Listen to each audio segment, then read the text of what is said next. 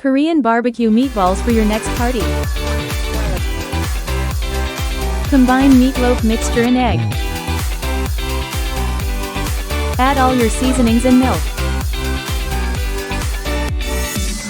Don't forget the breadcrumbs and combine all ingredients.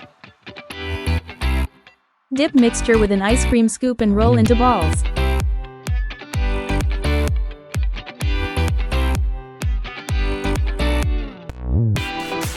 Place skewers through center of meatballs. Place meatballs on grill and turn as they cook. Baste sauce lasts 5 minutes on grill and after plating them. Enjoy at your next party. For the full recipe visit Family Palette.